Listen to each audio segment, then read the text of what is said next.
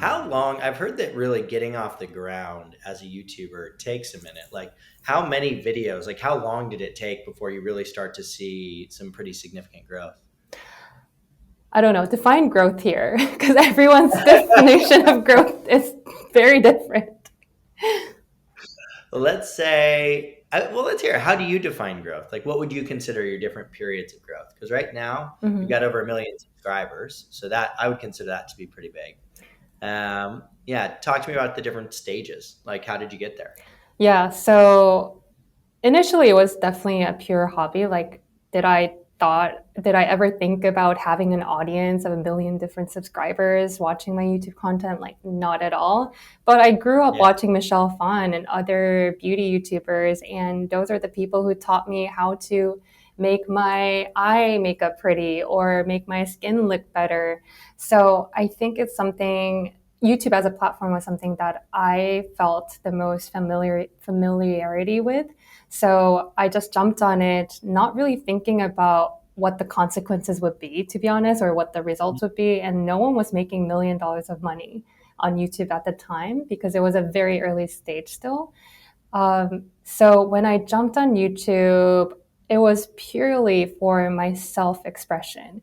And I'm a very introverted person. And it's funny because a lot of YouTubers are actually very introverted. They would rather talk to a camera it, instead of just talking to real people in real life. Because even though you have like you millions said of that. You're subscribers, like, you feel like you're I mean, they're not there in the same room to watch you, right? So you don't know who you're actually talking to. And there's like certain level of comfort that you get with the anonymity anonymity.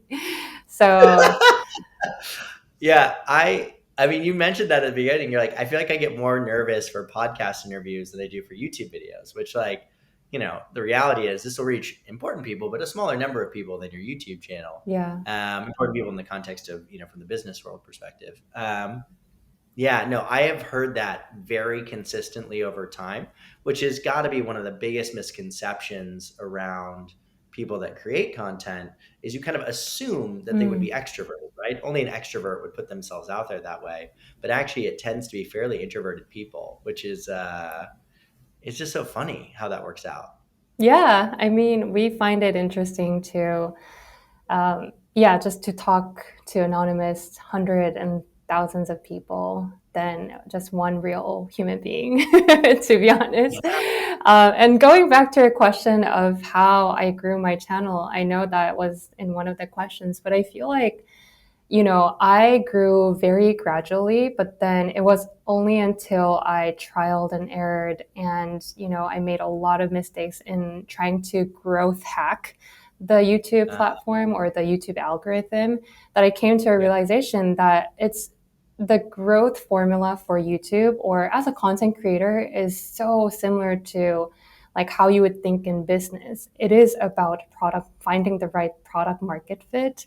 And mm, I think if you ask the fundamental question of, am I, as a content creator, am I providing value to the person that's worth their time? Because for yeah, media and for content, the attention, which translates into the time, is currency. People's time is your currency. So if people are willing to watch your content by spending their precious 10 minutes, what kind of value are you providing? So I think that kind of fundamental question really changed my entire content strategy from, oh, what do I want to create as a content creator? Into something that, oh, what do people want to see from me? What kind of information can I deliver? How can I make this content more digestible and more entertaining so that people can watch it through? Because like watch time is also the key metric on YouTube.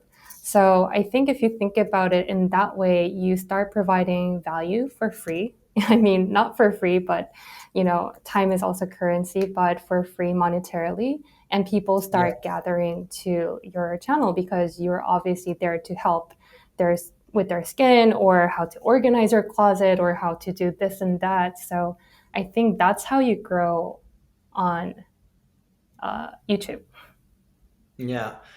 It's funny, like, every word out of your mouth, I think, is a word that's come out of my mouth before, but in the context of like our own marketing efforts, Mm. which is like, and it is remarkable how bad most like corporate software, even like frankly brand marketers are, right? Because what they start with is like, what do I want people to learn, right? What do I want to convey? What's important to me, right? And it's like, oh, this is the message I want to come across. And it's like, oh, this is a new product that I need to emphasize, right? And it's like, no, no, no. Like that's not how you're going to get people's attention, right? Like you should start with like, what questions are they trying to answer? Mm. What are they interested in? Yeah. And how can I then help them starting at a fundamental level when it comes to content? It's like when we started this podcast at the beginning, you had somebody say, well, like, you're not asking about influencers. I was like, well, yes, influencers are in there, but that's not why people would tune in, right? People are here to learn about Liah, right? And to learn about how you got here, what makes you unique and special, and what can I learn from your journey.